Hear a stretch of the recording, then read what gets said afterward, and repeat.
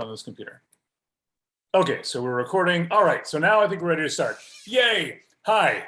So my name is Jeff Elam. I'm going to call myself acting coach of the volleyball team. I am actually not really a volleyball coach. I am the parent of one of the players, so I am just like you. My daughter Morgan is a junior this year. She'll be a senior next year. She was fortunate enough to make varsity as a freshman in 2019 when Tim Bergeron was still coach. 2019, Tim had stayed on to lead the team because it was a unique group of kids that were working really hard, and they ended up winning the Open Division Championship for LA City Section, which is a very big deal. It's the first Open Division championship that our school has ever known in its entire history. 2020, because of COVID, Eagle Rock High School did not field any teams at all, not just volleyball.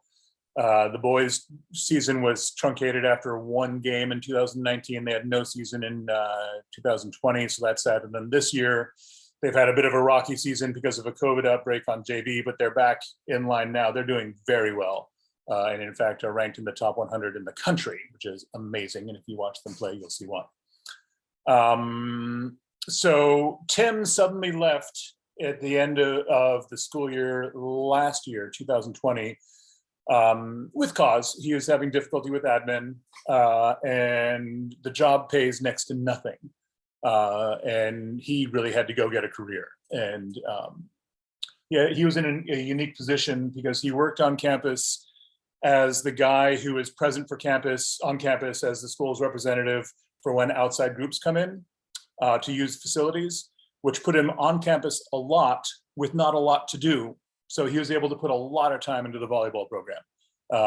And that's why the program got built up to be as strong as it was. But again, there's just no future in it. There's no money in it. He had to go, he had to leave just for his own personal financial sake. So his timing wasn't great when he left, and the administration was completely unable to find someone to replace him. I told them, look, if you can't find someone, I'll do it on an emergency basis. They couldn't find anyone, so I stepped in, had to get through all the hiring rigmarole, and so they hired me late into the season, and we got a very late start. Our first match was our opponent's 12th match. That's how far behind we started. We had to scramble quite a bit, a lot of making things up as I went along, and a lot of lessons learned. A very tightly packed season that was very difficult on players in terms of their schedules and all that. We had some dissension in the ranks because of players' frustration with Tim suddenly leaving. Their frustration, they had a rookie coach who didn't know what he was doing. We had a lot of COVID trauma. And so early on, a lot of the seniors were a little AWOL until finally I dropped the hammer and said, look, you guys got to be here or quit, but this is not working. And then we got some buy-in. And then unfortunately, we dropped to Division II, but we got our act together and then ran the table on Division II. So we won the championship there, which was a nice way to finish that. So it's kind of like our little Disney story. They still haven't found anybody. We've had very few applicants. It's very difficult to hire an outside coach in the LAUSD because of financial considerations and a lot of red tape involved with working for the LAUSD. So we're still looking, we're still trying. If anybody has any leads on a coach, we'd love to groom somebody to actually take the position over. You know, Morgan's final year is here, and my motivation is to build as strong a team as I can around her so that the team is strong. Morgan has people to play with. So it's entirely self-serving that I'm coaching and that I'm doing as good a job as coaching that I can. It's for my daughter, but at the same time, I feel very strongly that it's very much for the benefit of all the girls, many, if not all of whom I feel like I'm bonding with through the process of practicing and doing games and whatnot. A lot of last season's success can be put at the feet of Tim Bergeron and the training that he did, and through some of the older players and their work to train the younger players. But by the end of the season, the Frosh Soft team that I was developing myself actually won the tournament at Silmar. So we actually put together a good season there, and I built a lot of trust with those players, and we're already well bonded, and they're practicing well with me as we work when we can. So that gives a little bit of background of who I am and why I'm here. Any questions on that or anything I don't know? Let's see if people can raise their hand or just unmute yourself and speak up. Okay, good. Some lessons learned is that it's a difficult job. It's an incredibly complex job. And every time I managed to do something like run a tournament, run a home game, run an away game, it got a little easier because a lot of the mystery was cleared up. But there's managing players' expectations, there's managing players' egos, there's managing parents and their connection to their players and all that.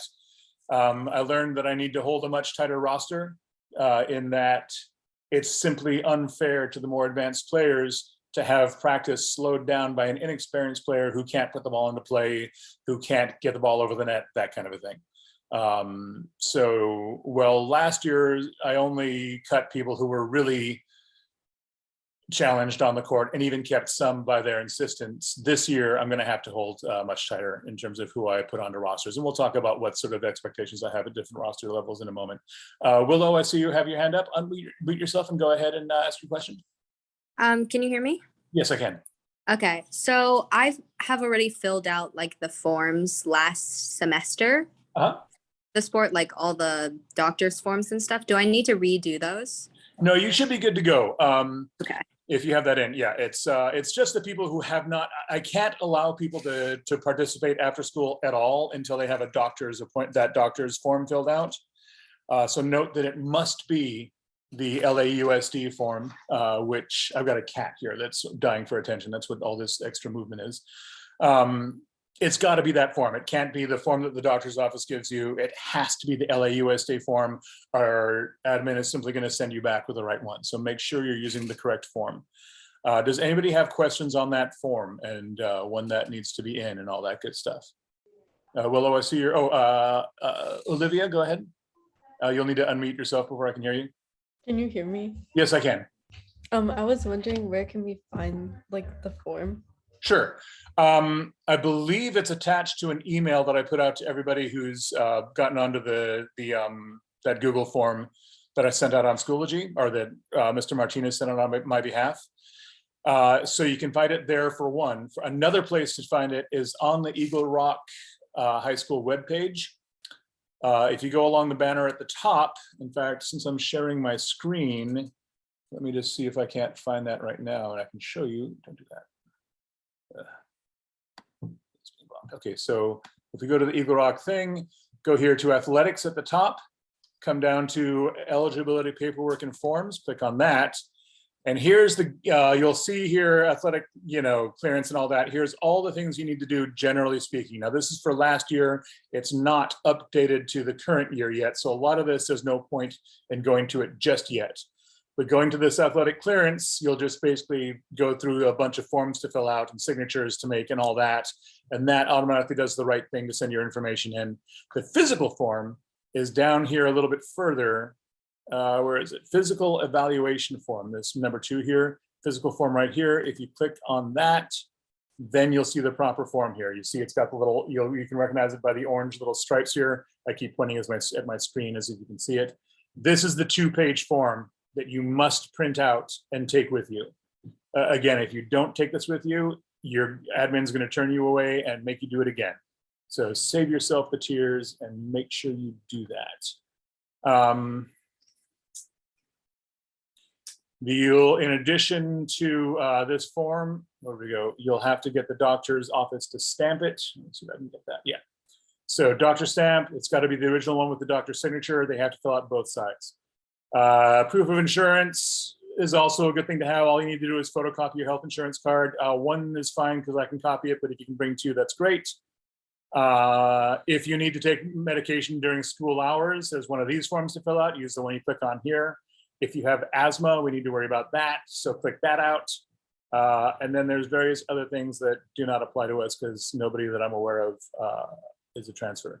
I don't know if anybody filled out that form today because I haven't looked at it, but maybe I can look at it right now. So 38, yeah, it looks like I do have some new people that I haven't reached out yet too. So I may have to do that. 38 responses, yeah, still 38. So I'm a little behind on that. Let me go back to my agenda, which is on Word. There it is. Okay, great. Cool. Any other questions at this point?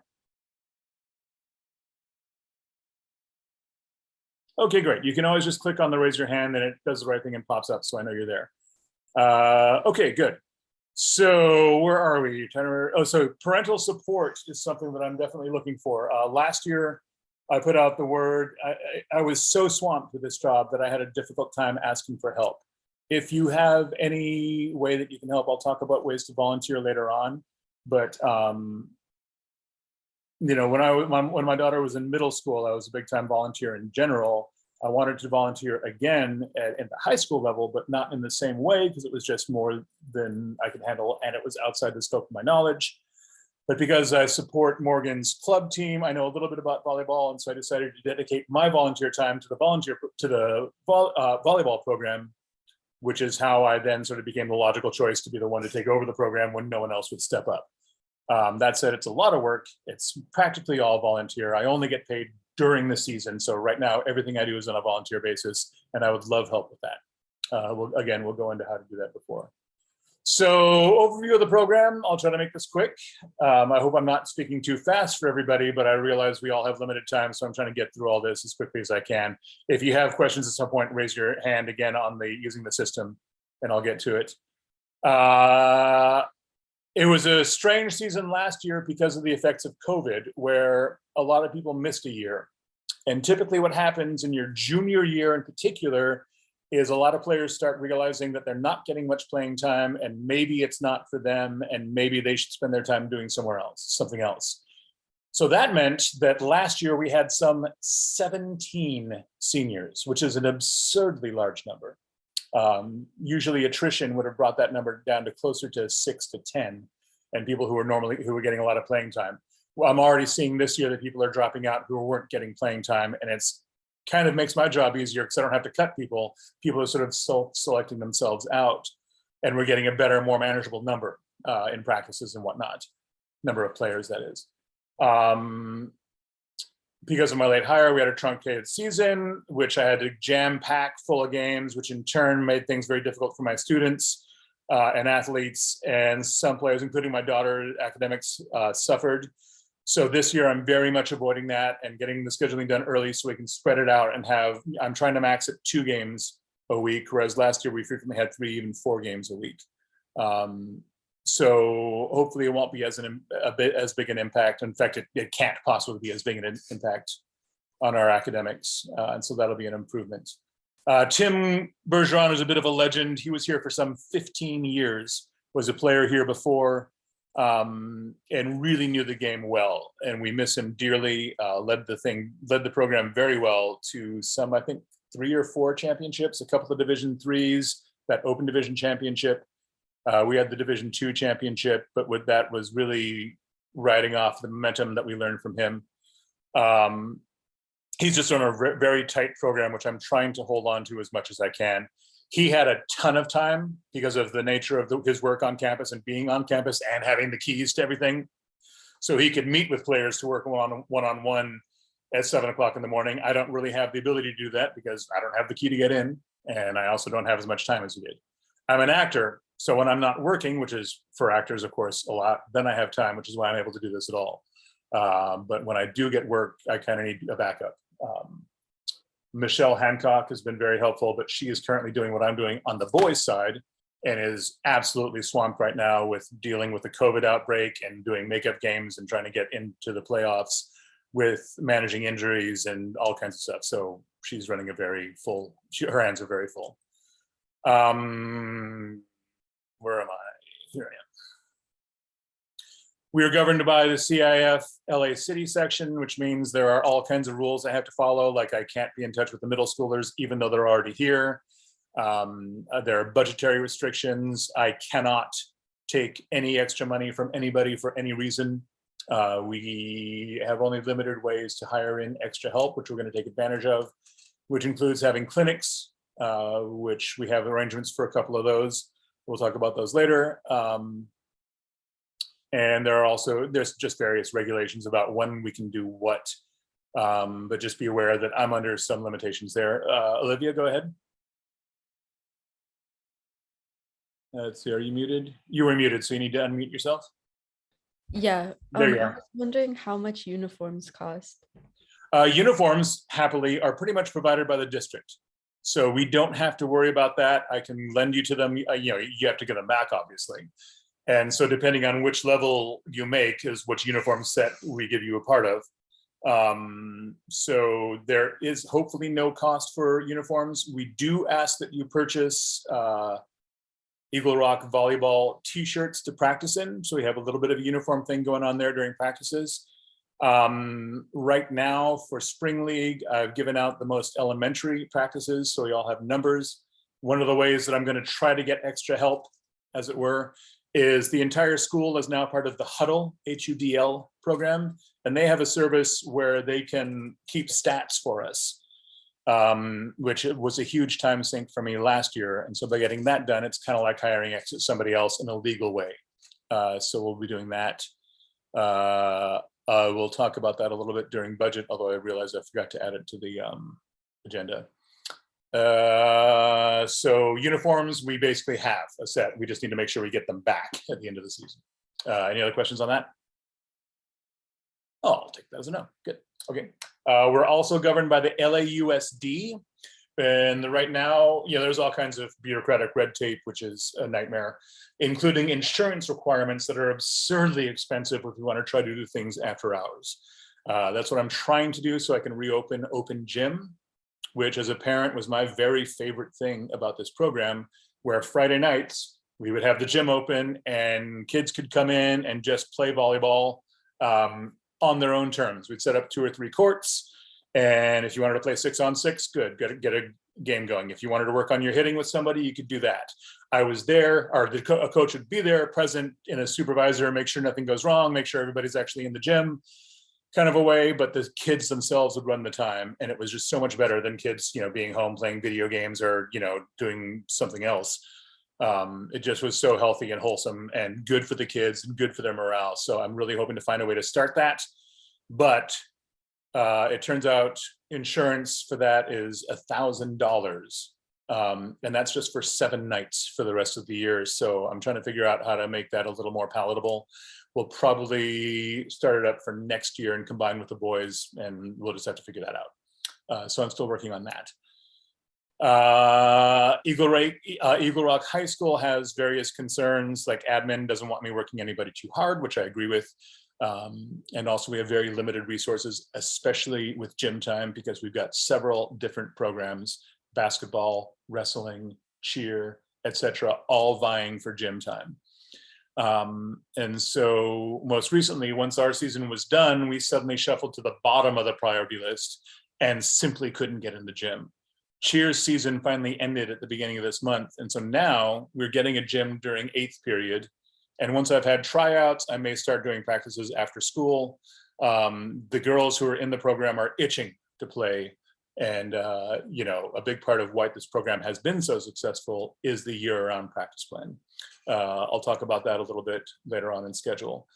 Okay, overall, the program, traditionally, this team is vying for a Division 1 championship most years. The way this works is there are seedings, and you know there's roughly, I don't know, 160 teams in LA City section of various degrees of success and size based on school. And so the top 8 teams traditionally are put in the open division. The next, I don't know, 14 to 20 go to Division 1. After that, another 20 to Division 2, another 20 on to Division 3, et cetera, et cetera, et cetera. And I think it goes down to 5 divisions, so 6 divisions in all between open down to 1st, 2nd, 3rd. If you're any of the 8 to 10 Division 1 teams, you automatically get a bid to the Southern section, which is the next level up, playoffs. If you're in Division 1, you can either win it or finish 2nd to get a bid, I believe. 2nd division on, you have to be the champion in order to qualify for Southern section. Once you're in Southern section, you're placed in a division there, and you actually play for the right to represent Southern California in the state championships. Eagle Rock has never won a Southern section playoff in any sport. We came desperately close this past year.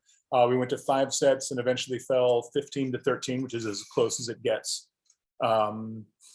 And so we were very, very close. And what I would really, really, really love to do is see our team win just one Southern Section playoff game. To do that, we have to qualify for a Southern Section team. So that's my goal. That's what we'll work toward. That's, whether or not we hit it is another thing, but that's what we're working towards.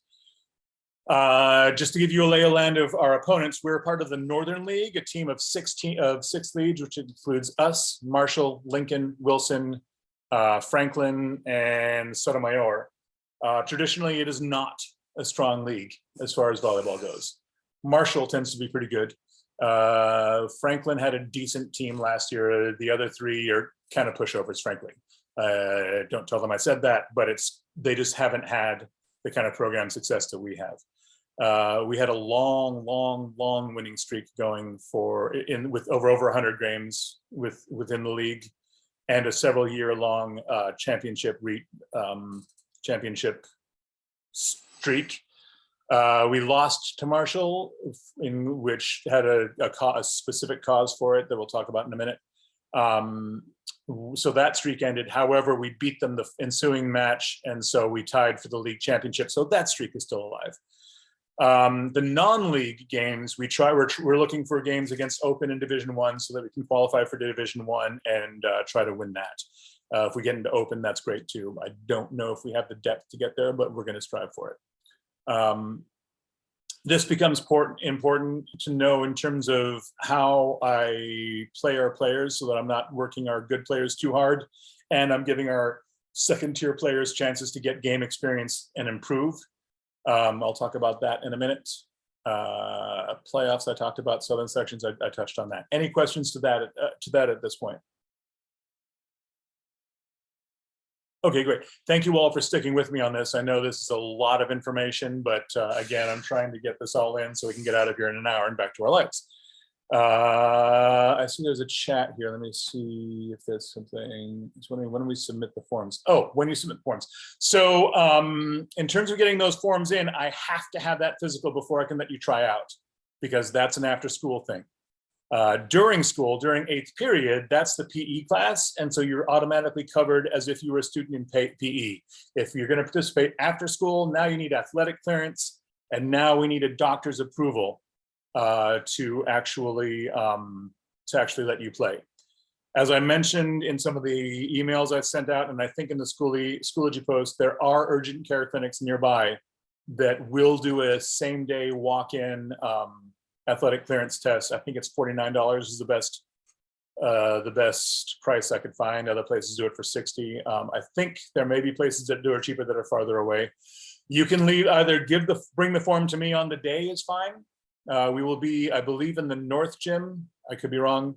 We might be in the South Gym, but after school this Saturday, the 22nd. So that's the fallback. Better to drop it off beforehand in my box, which is in my mailbox, which is in the main office. There's a whole phalanx of faculty boxes there that are along the top, little mail slots. Mine is an actual plastic tray that's in the lower section on the right. There's, I don't know, maybe 15 trays, and mine is clearly marked Jeff Elam Girls Volleyball, so you can put it in there. Hopefully that answers your question, Dana. Olivia, go ahead. If we can't get that form in and we want to try out 8th period, how do we apply to do that or get your permission? The only way I can allow it is with that form in. It's just one of those things that LAUSD, did I mention they have draconian requirements? Absolutely insist that be in, because they don't want me having someone in who has a heart condition and then they drop dead on the floor and then they get sued. So it's all about LAUSD covering themselves legally and covering me legally and all that good stuff. So you have to have that form in before I can let you participate. I can let you watch if that's part of the thing. And that way I know that I can see your dedication because you want to be there and you want to play. And if it turns out that a bunch of people don't have their forms in, we'll figure something out. We'll have another makeup trial date. And certainly, as I may mention later on, I am not even allowed to talk to 7th or 8th grade players because it puts undue influence on their attending a school that they're already going to attend. but that's a CIF rule that I have to play by. And so they get to try out finally the day they graduate from 8th grade into 9th, which is of course June 10th. So school ends at 3:18. At 3:20, I finally get to talk to them, and then we'll have tryouts then. So as a fallback, I can have other kids try out then as well. But hopefully we'll get some sort of a tryout in earlier than that, or hopefully you can get that, you can find time to get that that physical done. Note that a lot of those, the 2 urgent care clinics that I mentioned can accept you as on a walk-in basis as late as, I believe, 7:30 at night. So there are ways to get in the evening. Cool. Tryout during 8th period. Contact me privately about that, because I can certainly, bring you into practice and take a look at what you can do there, but I don't know how you get out of your 8th grade class to do that. So that's going to be between you and your 8th grade or your 8th period teacher. Currently, people in the volleyball program are eligible to take the volleyball period during 8th period, which becomes your PE. And is a much better use of your time than the average PE class, as those of you who have done PE can attest, because there's fewer students who are actually focused on volleyball when we have a gym, which we haven't had for several months now, but now we finally do. So that hopefully answers your question, Dana. Any other questions before I move on? Yes, Caitlin. All right. I wanted to ask if a player was like on the team last semester, but they didn't go to practice this semester because they were in another sport, do they still have to try out? I would love you to try out. If you've got experience and are good, you're going to make the team. But it's not so much about trying out to make the team as it is to remind me who you are and what you can do and where I should slot you in. Make sense? Yes. Okay, great. Cool. Any other questions before I move on? Caitlin, your hand's still up, but I presume we've got you since you've muted yourself. So I'll move on. Okay. Review the program, opponents, level of play, expectations. Okay. So basically we run 3 teams. We run varsity, junior varsity, and frosh soft. Now last year, because LA City section CIF understood what was going on as a result of COVID, I was allowed to carry seniors on JV. I was allowed to carry juniors on frosh soft. So we were able to hold way more kids than we normally would, which meant for really chaotic practices, and especially being run by one person, it was simply too much. So this year will be tighter. Varsity is very competitive. We're looking at players that are rivaling club level, and by club I mean travel team club. We currently have certainly 2 returning players who are at that level. We have, well, 3 really. And then we have several others that are very close. We don't really have a full roster of club level players, so there certainly are openings there. And indeed, one of the players I just mentioned has never played club. They just show up and work hard and have done it through practicing through Eagle Rock. So it can and has been done. Certainly being skilled is good, being athletic is good, being tall is good. And then just knowing the game and having court awareness. These are all things that you will need to have to play at the varsity level. I need to keep that tight. I need to put competitive teams on the floor at the varsity level. It's simply better for morale top to bottom throughout the program. Being loose and putting a lot of subs in and giving people equal time really hasn't worked for the program, and that was a lesson I learned the hard way early on last season. I see a hand up that is Carla, which I think you go by a different name, don't you? Go ahead and unmute yourself and ask your question. Carla Chevet, there you are. Hi. Is there anything specific that you would recommend us to wear during tryouts or like bring? Well, shorts and a t-shirt, of course, good shoes, knee pads are absolutely essential. If you try to dig a ball and go to the floor without knee pads on, you will be ruined as a volleyball player forever, because it hurts like heck. So I will not let you play, or at least I will hold you out of certain drills if you're not wearing knee pads. So absolutely, positively have knee pads. That's the one thing that I've seen that I've had to kick people off the floor for. Also, your shoes should be, non-marking soles, basketball shoes, volleyball shoes, these are fine. Running shoes can be a problem because it's really easy to turn an ankle there. They have to be non-marking soles, so presumably a white sole or, that weird rubbery gel type thing. But like a black soled shoe, I can't let you play because it's going to mark up the court. Does that answer your question? I will presume that's a yes, that answers your question. Great. Okay, cool. So JV shows our players through 11th grade that show potential to eventually go to the varsity level. Again, if you're a senior and you're not playing at varsity, I really can't carry you this year. I need people. It's not fair to the players who are there playing at a varsity level, because those players might drag the whole practice down because they can't get the ball over the net, or they're making all these errors, and it's a lot, and people get frustrated sitting around waiting for the ball to come over the net. I can really hold developmental players who are still at the frosh soft level and let them play together, and if they're showing potential, carry them at the JV level. And then the better JV players are going to be on what we call fringe. If that's the varsity JV fringe. And what I do with those players are, when we have league matches against the weaker opponents, which is the 4 opponents that aren't Marshall, and then we each play them twice, so that's 8 games. I'll give some of my very best players the day off, or only play them in 1 set. And I'll move those other fringe players up to get them some varsity experience. And then conversely, some of the frosh soft players will move up to play JV those days. So that's a chance to get some of these players some varsity level experience. At the end of the season, I'll carry a larger roster, if only to be on the floor watching the game up close, so you get a sense of the speed of the game and what that energy is like. So at the JV level, you really should know things like rotations, positions. We'll talk about that in practice, but I need you to have those fundamentals down, so we're not losing points to rotation errors, being out of rotation, that kind of a thing, which is incredibly difficult, or it can be very confusing to learn. If you're on frosh soft, I can forgive you for not knowing the rotations. Frosh soft is a great place to learn that. But frosh soft may even play positionless volleyball to start, and then we'll slowly introduce the positions and the positioning and all that good stuff. Being tall really helps. Please be tall if you can be. If you can't, that's fine. We can still use you, but understand that, there's one position on the court that is specifically designed to where not having height is not a disadvantage, and that's libero. And we are stacked with liberos right now. We have an all-conference libero and a returning starting libero that I have to find room for, both playing time. We have 2 other liberos who are younger, who are both nearly as good as they are.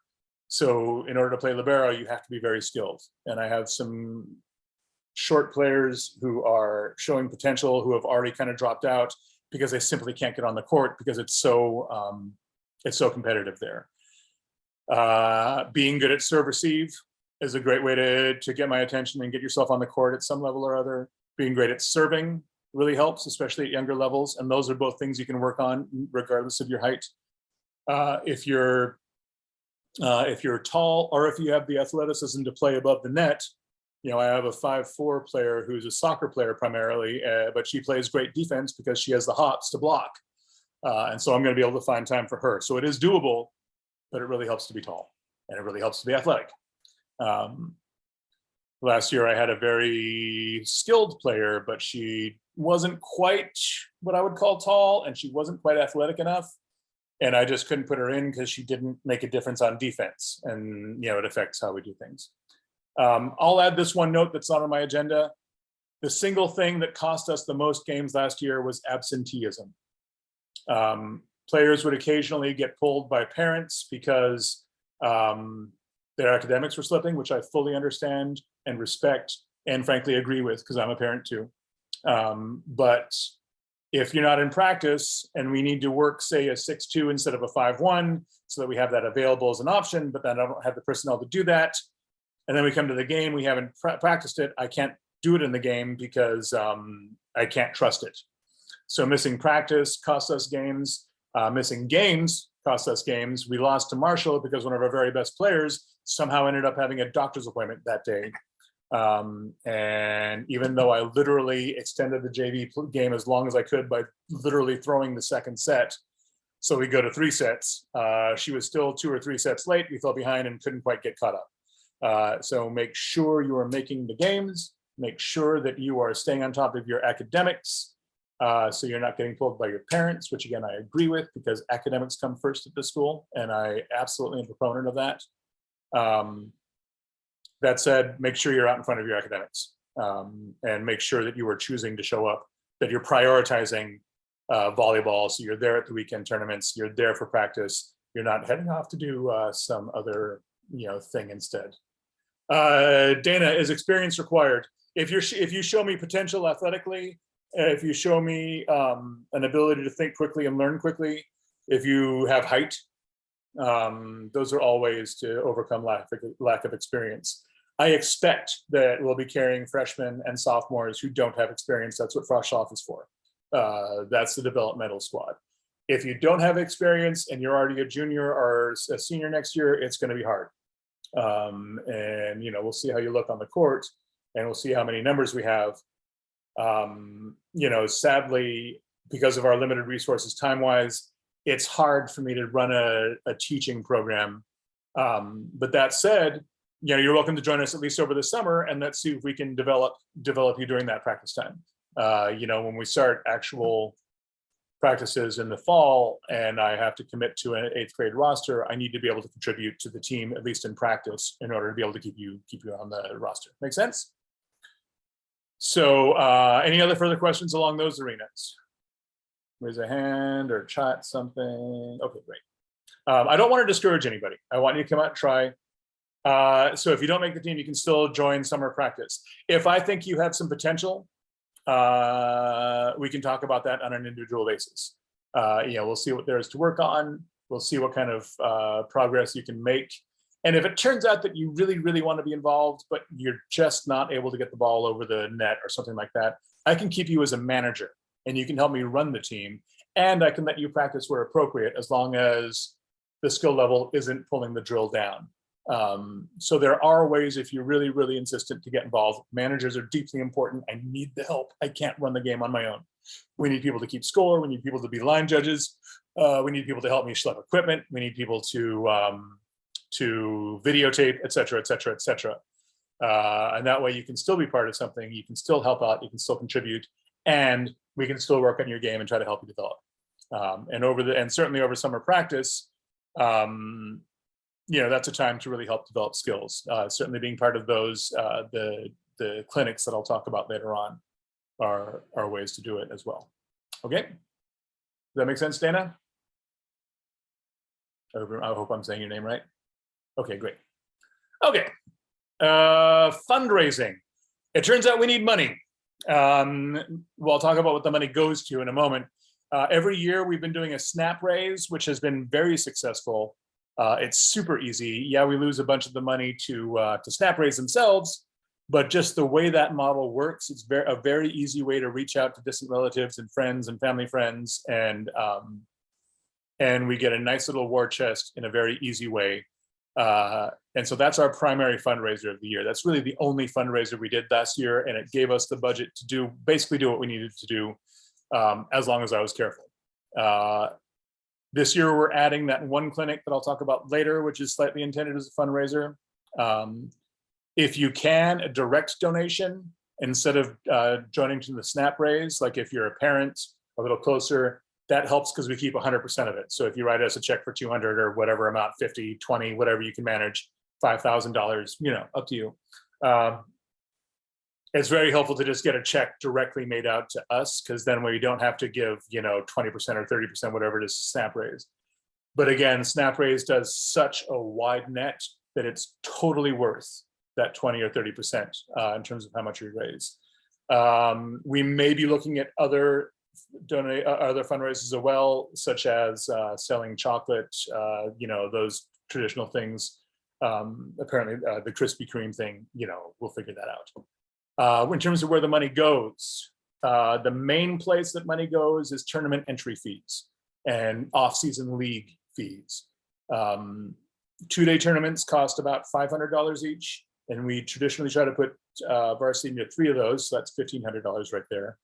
JV and Frosh soft tournaments are 1 day each, about $300, and we try to do 3 of those, so that's $1,800 there. So now there's over $3,000 of our budget, just in terms of tournaments. Similar costs for leagues, be it the Winter League at Taft, which didn't happen this year, the Spring League at Silmar, which we're in right now, Summer Leagues at Providence and Burroughs, which are actually at, I think those are 2 or 3 levels. So we're talking about $300 for each one of those. So again, that all adds up. So pretty soon we're at like $5,000–6,000. If we're going to use our own gym after 6 o'clock, we have to pay for it, which is why I'm hesitating to do it, because I don't want to bust our budget. That includes the gym, the open gym time, and it includes any kind of evening practices, which I'm looking at finding a way to do. I'll talk about that in a minute. So that's basically where the money goes. Plus, we occasionally we'll occasionally get equipment. This year, we invested in a couple of setter targets, which are incredibly helpful. These things called coaches boxes help me do certain drills where I can stand on the box, get that height, and just throw the ball at girls so I can replicate hits and serves. And it's a great practice technique. We need new nets. We need new storage, stuff like that. Every year we have a senior night, and we tentatively have an annual banquet, but I'm not sure if that's happening this year. That typically gets paid for separately by usually the seniors' parents, or we might pull that money out of the ASB budget. So we haven't had to pay for either of those yet, but we may need, that may come out of our budget as well. We have 2 accounts. We have the ASB budget, Associated Student Body, where the school puts a certain amount of money into our account to use over the season. It's not much. It's about $900 or $1,400. We haven't actually touched that money yet. My intent was to use it for open gym, but then insurance, I thought it was going to cost $400, but it's costing over $1,000. So I'm still doing the math on how to do that, figure that out. Most of our money came from Snap Raise, about $9,000, and that goes into the booster club for Eagle Rock Athletics account, earmarked for volleyball, or girls volleyball specifically. Whenever we accept donations, we want to put the money there, because we get to keep all of that money. If we put money into the ASB, we have to split half of it off the school to go to other programs. We love the other programs, but we need our money. So if we put it in the booster program, we get to keep it. So that's what we do. So that talks, generally speaking, about finances and fundraising and all that. I don't have time. I want to keep it transparent. I want to have oversight about people agreeing what to spend money on. I put out the word for volunteers to help me with that, and nobody got back to me. So I'm kind of flying on my own, which I'm not comfortable with. So I'd really appreciate some parent volunteers to back me up on this and just make sure we got all the numbers right and keep it transparent. So if anybody has an accounting background at all, it should be a relatively easy thing to do, but it'd be a really helpful thing to get volunteered to volunteer basis. Which segues so beautiful into how to get involved as a parent. Before I go to there, any other questions? Either hit a chat or raise your hand. 7:53. A lot of information. Thank you all for bearing with me. I'm sorry. I feel like I'm talking my brain off here, but here we go. How to get involved as a parent. I don't know if you guys have noticed, but it was really easy to volunteer and show up at school during elementary school, and then it got harder during middle school, and now in high school, it's nearly impossible. But this is a way as a parent that you can get involved, get on campus, do something useful, and you don't have to be quite in your kid's face about it, but I know the kids really appreciate when the parents get involved. They will never tell you or admit to it, but I can see that it's a very good thing. Plus, it's a really great group of kids. So, but one great way to get involved is to simply help your daughter with her training. Again, I am stretched so thin as an individual coach that it's really hard for me to work with individual skills. The single skill that is most commonly known that can be helped is simply getting out and throwing a ball. That act of playing catch the way you would, the traditional father-son going out to the park and having a catch. is absolutely something parent and daughter can do as well and should do as well. That throwing motion translates to serving. It translates to swinging at the ball in terms of attacking. It is the single most useful skill that everybody knows that can translate. So get out and play catch. Just doing that alone is going to help your daughter's chances so much. Please, please, please do that. If it's the only thing you do, you're really helping. That said, if you get a volleyball and do any sort of touches, go out and play pepper, have her hit against a wall, have her serve against a wall. Again, that repetition, those reps, super helpful. Kids, you can be doing these things on your own. So get yourself a ball, go out and just do a bunch of settings, set bump, get a friend and play pepper with them. If you're looking for drills, go online, self-improvement, volleyball, do searches, you can find stuff there. Jump training. My daughter got one of these online jump trainings called Vert Shock. And on her club team, she's got the best vertical jump on the team right now. And it's a big deal because it really helps her on defense and it really helps her on offense. She's 5'8", 5'9", which helps. That's 5'8", 5'9" is the kind of height you want to be to really play front line or taller at the high school level. If you're 5'6" or 5'7", but athletic, you can still make it work. And like I said, we've got a couple of 5'4" players that can play above the net. So that really helps too. Jump training, it's about a 9-week program and it makes quite a difference in your vertical. And that's a great thing you can do outside, even during the season. It would be a great thing to do over the course of the summer. And maybe I'll have time to find a way to actually just do that on a team-wide basis. But I've been trying to do that for a year now and haven't managed it, so I don't know. Playing with a local club, if you're interested in reaching out, I can put you in touch. It can be very expensive, but I found it's very worthwhile. It pays off in other ways in my daughter's life, in terms of her work ethic, in terms of her self-image, in terms of her self-confidence, in terms of being part of something bigger than herself. I have found club to be absolutely worth the expense. And I am not a rich man and it is expensive. And so I made a lot of sacrifices to do it, but I gotta say, it's been really worth it. That said, it's helpful if your daughter really shows potential. Height can be an issue that limits you to certain roles on the team. Athleticism is an issue, general court awareness, but the single best way to improve in this game is through repetitions, getting on court and playing, getting game experience. And club play is what really lets you do that. Clubs also hold clinics. SGE has them on a weekly basis and over the summer, and you get a chance to work on your skills and get touches that way. It's a somewhat more affordable way. It tends to be about $35, I think, for a session. Still, adds up, but it's more within reach. Another thing we can do is there's a group of 4 players that I have that'll get together and work with one of the coaches for an hour, and it's $120 for the hour, so $30 per kid, and that gets you more individual attention. And there are several coaches that I know who we can get you time with. So if you can get together with 3 of your friends, get the 4 of you, that's another way to get some touches in. And that's ways of training. If you have other ideas, I'd love to hear them. If we have any parents with volleyball experience, it would be so useful to have your help during practices. Now, of course, practices happen during the day, so most people can't do it. One thing I want to try that Michelle and I both want to try to do for next year is we would have our girls, girls in 8th period during the fall season, which covers the season. And then in the spring semester, rather than having them in 8th period volleyball, we would have evening practices. That way it's easier for parents to come volunteer and help out. It just widens the net of available help. So we're going to look at doing that. And if you're available to help us out with that, even if it's just coming and tossing balls and helping run drills, that can be very, very helpful and a great way to get involved and bond with your daughter. So yay. Okay, ways to volunteer that don't require a background check because you're not working directly with the kids. Help out with senior night, help out with the banquets, especially parents at seniors when you get there.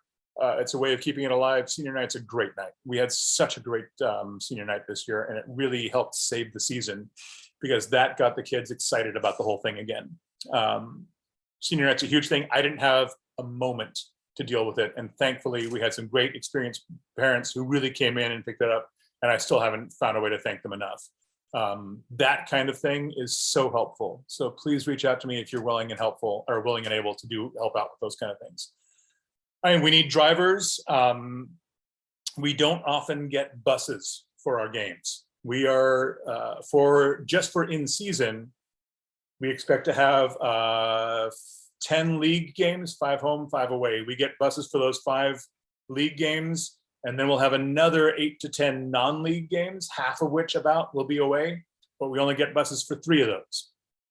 Now, since the league games tend to be closer, I tend to move the game. Well, one thing we've always done is move the buses off of those games and onto the longer drives out to Venice or down to Long Beach or San Pedro or wherever that we're playing.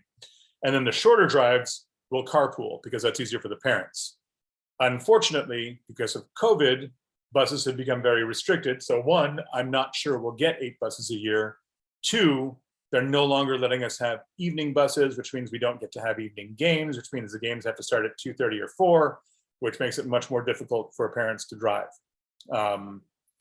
in terms of just work conflicts. So this is going to be a challenge, but understand that we really need drivers, especially for off-season leagues and tournaments, and even in-season tournaments. We don't get any buses there. Fortunately, those tend to be weekend things. But driving is a huge help. And if someone can help coordinate the drivers, that's another great way to help out. That's how I got started, was coordinating drivers Morgan's freshman year. When we do tournaments, we need to keep the players fed and have a place to hang out during their downtime. So we usually set up a pop-up, some chairs, that kind of a thing. And we had some parents step up and like get a tray of, Jersey Mike's, or bring a couple of pizzas or something. And so that's really helpful. Tournaments can be really long days and the kids get hungry, and without refueling, they really suffer on court. So that's helpful. I could really use help with the administrative minutiae. It takes so much of my time, and it was really a problem. It's amazing how many people struggle with getting their clearance stuff done, and someone just to poke people and get it to happen, and to just track who's completed it, who hasn't, would be so helpful. In the future, when we actually hire a full-time coach or a coach to keep with the program, I would really like to have a parent volunteer organization that takes care of that for them, so they can focus on volleyball and not have to spend their limited hours tracking all the clearances. I talked about having a transportation chief who just double checks the buses when we do have them, helps organize carpools, that kind of thing. Again, please help. Believe me, as a mostly volunteer coach who's spending a lot of time working for free, I get to ask. So that's ways to help. If you actually want to work with the kids and help out in practices, or even potentially lead a team on times when I'm on set and I'm not available, that kind of a thing, you're going to have to pass a background check. It's pretty simple, but it takes a couple of weeks. There are a few other little hoops you need to jump through. But it turns out they won't just let any clown on campus with our kids, which I am in favor of. So makes sense to me. You have to get fingerprinted, that kind of a thing, and it takes a few weeks to go through it. So if you want to be someone who works with the kids directly and being on campus and that kind of thing, let me know and we'll get you through those things. And I would love to have you. We've had nobody do that this year. On the boys' side, they were able to get a little bit of help there, and it really makes a difference. So especially with 3 levels of team to run, if you're at all available, please let me know. Okay, going into the upcoming schedule. At this point, I was running short on time, so this is all rushed. Like I said, any questions so far before I go on? You can chat or raise your hand. And I'll take a sip of my tea. Great. Okay, again, thank you for bearing with me on all this. Okay, so upcoming schedule. Players who are currently in high school, 9th, 10th, 11th grade, Friday the 22nd after school. If you have your clearance in by that day, that is not the whole clearance, but just that physical, again, on the right form with a stamp and the signature filled on both sides. You'd be amazed how many kids did not follow those instructions. You'd be amazed. It's stupefying. So make sure you follow those things, and I can't let you play until you do. That's happening this Friday. I have a feeling that we're going to have fewer than we hoped in terms of actually being able to get time to get to the physical and all that. But we'll see who we get and take them. And then, you know, I have a list of who's interested. I'll be reaching out and saying, okay, come on. And if somebody can, again, help me track those clearances, you know, you can take something off my plate and be the one saying, hey, when are you scheduling your doctor's appointment, that kind of a thing. Current 8th graders, I get to have an information meeting with them like this one at some point in May. If you're a middle schooler right now, you're actually not supposed to be here because I'm putting undue influence on you joining the school that you're already planning to go to. But rules is rules. So hopefully you're not here, but I didn't really check that, but oh well. Chat, direct message. Oh, Audrey, yeah, if you got cleared for basketball from last June, yes, you should be good. Your physical is good for an entire year. So just get me a copy of it, or just email Richard Martinez to email me and let me know that yes, you are cleared for participation in volleyball. You know, and again, you don't have to get through everything, just that physical. So yeah, those are good for a year, so you should be fine. Close that, it's out of the way. Okay. Actual 8th grader tryouts is when they are technically in 9th grade, which is the minute school ends on the 10th. So at 3:20, actually it might be a minimum day, I can't remember. But after school, that's when we'll have tryouts for 8th graders so that they can join us over the summer program. We will be practicing over the summer. It's not mandatory. I can't make it mandatory. I don't want to make it mandatory. That said, being there for the summer is a great way to improve your standing on the team because I get to know you, you get to build your skills, you get to bond with the teammates. Our summer program last year really helped save and develop the season and get us ready for what ended up being a championship season. So summer practices are hugely important. Plus, it gives you something to do over the summer, which is great. And you know, there's almost no expense associated with it. So yay, summer practice. We'll have summer leagues. Last year we had at Providence, there was a Frosh Soft night, there was a JV night, and there was a varsity night. So all 3 levels got to play once a week. Last week we couldn't get gym time because of COVID, so we just practiced in a park. This year we should be able to get gym time. It's way cheaper if we get gym time during school hours, which are from 7 a.m. to 6 p.m. Evening costs us $38 an hour, plus the insurance of $1,000 for the year, plus an application fee, and so that gets expensive. So that's why we try to do it during the day. But we'll probably do 3, maybe even 5 times a week, and I'll probably take the first week of summer off. I say June 20th start, but actually I'm just remembering that Morgan has an out-of-state tournament that week. So it'll probably, we might actually start the 27th, unless summer leagues start before then we'll have to figure something out. We have 2 clinics arranged, Woohoo Clinics. This is a brand new thing, but I reached out to various people and actually managed to pick some fruit. So Occidental College, their coaching staff wants to run a program for us. We're going to limit it to the more skilled people. However, people will be out of town, people will be on vacation. So we're going to have to fill 18 slots to make it work. So I'm going to invite varsity level first, varsity fringe second, people who are younger but showing potential third, and then open it up. But for 18 girls, we'll have 2 weekend days, June 18, 19th and July 16, 17.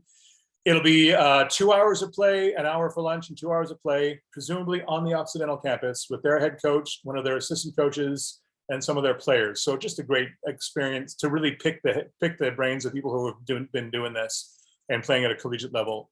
So that's really exciting to me. It'll probably cost about $100 per player per weekend because they have to charge us because we have to pay those coaches, we have to pay for the gym time, etc. We have a second clinic, which will be 7 to 10 a.m. Mondays through Friday from July 11th to 22nd. It's a little tentative because they might be really finishing the floor, but I think we can do the other gym. So it should be on. It's going to be run by Coach Leilani Napoleon, who has helped us out in the past. She was one of Morgan's coaches at San Gabriel Elite. That's also going to be a bit of fundraiser for us. That's open to everybody, including 7th and 8th graders. So that's awesome. And so we'll be looking to do that. Yes, Olivia, go ahead. How much does it cost to go to the clinic? Oh, that I'm presuming that's going to be about 100, maybe 125 a week.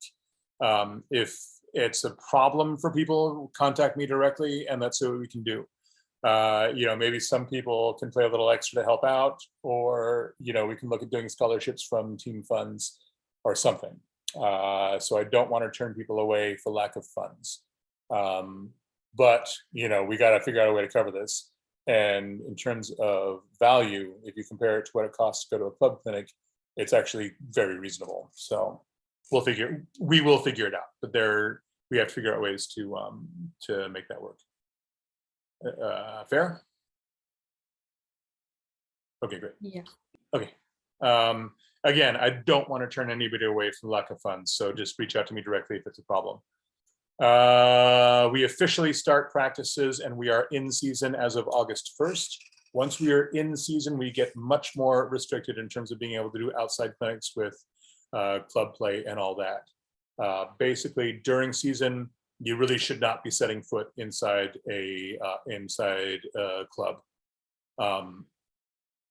I believe there are ways around that, like you can still go to clinic and that kind of a thing, but it's a real sketchy area. So be very, very careful about what you're doing with the club during season. This is why clubs all have their tryouts in late July, irritating a lot of parents because it interferes with travel plans and whatnot, but it's just so risky to have kids into a club, even to try out during season. That's why they have to do it then. August 12th is the first time we're allowed to schedule a game. I'm going to be trying to do that. Note that the first day of school isn't till August 15th, and that's first, not first. So I ran out of time in terms of putting my agenda together, and I had to rush in here to open the meeting. But August 15th, first day of school. Seeing if I can remember this, the piece of paper I need is in the other room, so I'm not going to go get it, but when is that? Sometime in mid-October is when the season ends. And then at that point, we will be seeded into probably open, well, probably first, maybe open, maybe second again, I don't know. And then we'll start getting our opponents for the playoffs. If we're an open division, it'll be very, very, very tough competition that we're really going to have to make some great strides to be able to play with, but it could happen.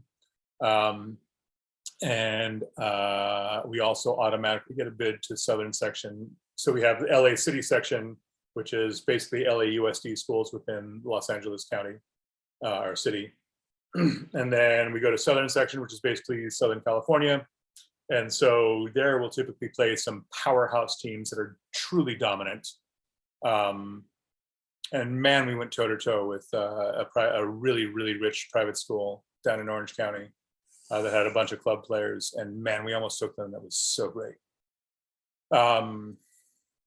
Ironically, they were called the Lions, and then they advanced to play Santa Clarita Christian, which was a team we faced at Burroughs, and they had basically players who were already college level. That they destroyed us, and so ironically, the Lions got thrown to the Christians. The Santa Clarita the Christian went on to win state at that division. Anyway, so that'll happen. So we'll have like probably 2 weeks of playoffs then, and then hopefully at least a game, hopefully 2 games, hopefully more at the Southern section playoff after that. That's our goal. Whether we make it or not, we'll see. So that's basically the information that I remembered to tell you. Does anybody have any questions about any of that or anything else?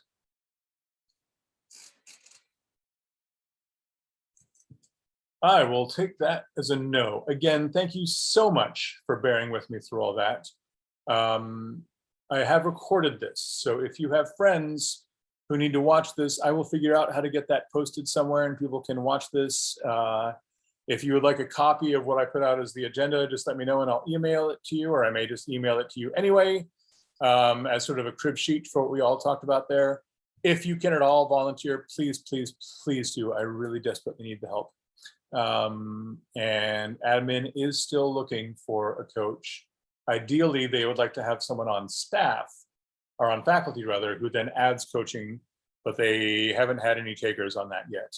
I think they have somebody in mind and they're going to try to twist that person's arm into taking over. It's frankly the best way to do it because they're on campus and they can start working with kids at other times, whereas I'm a little limited being a walk-on coach. If you have any leads on someone who's interested in taking over a high school program, please send them my way. We would probably groom them to take over by having them start with Frosh, Soft, and JV, which is a great way to bond with the younger players and then grow with them when they take over the whole program, hopefully at the end of next season. If no one takes over, I have some soul searching to do to see if I want to keep doing it. I love doing it. It's for all the hassle and headaches and heartbreak that's happened along. It's absolutely been worth it and very rewarding. So there we go. All right, well, listen, I'm gonna hang out for a bit. If anybody has any, I'm gonna stop sharing my screen. So if you have individual questions, now you'll get to do it privately, and I'm gonna start the recording as well. So feel free to ask me a question in chat. Feel free to raise your hand. I thank you again for being here. Please reach out to other parents who may have missed this and let them know what they need to know. Share the knowledge, or refer them to me, and I can refer them to this recording. Thank you again for being here, and I'm looking forward to the season, looking forward to the summer, and I'm looking forward to meeting your girls if I haven't yet already. Hopefully on Friday, but at some point soon. Right? Thank you, Jeff. We really appreciate your time. Of course, thank you. Much appreciated. Have a great evening. Thank you. All right, you too. And again, I'll stay on until everybody leaves, just to make sure if anybody has any questions, feel free. Thank you. All right, thank you, sir. Bye-bye. Bye. Oh, put the email in the chat. Yes, we'll do. Chat to everybody. To everyone in meeting. And let's go with the simple one, Jeff at elum.net. That's the one that's easy to remember. Also works, and just recognize it if you get it from me, is Jeff Watson at gmail.com. Just to explain the name thing, I'm an actor. My legal name is Jeffrey Elam Watson, but that Jeff Watson was already taken in SAG, so I use Jeff Elam as my SAG actor name, and most people know me as that. So hopefully that clears any confusion. I'm going to go ahead and stop the recording here.